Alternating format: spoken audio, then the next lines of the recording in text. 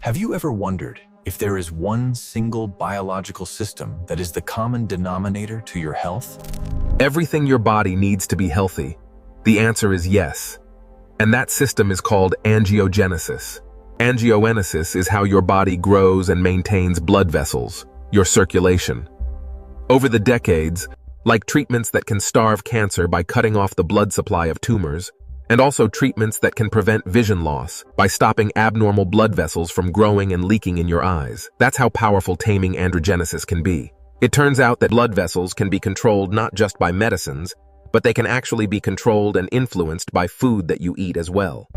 Instead of talking about disease, I want to talk to you about the common denominator of health. That process is called how your body grows those blood vessels. This is actually my area of research, so I want to tell you some amazing things that I've learned over the years. I started studying androgenesis when I was still in medical schools, and it was at the beginning of this scientific decades. The work has led to some remarkable developments in modern medicine, like treatments that can starve cancer by covering tumors, or treatments that can actually heal wounds in diet by growing new blood vessels to repair and regenerate the tissue, by stopping abnormal blood vessels from growing and leaking in your eyes. That's how powerful taming. And it tells us our blood vessels are really, really powerful.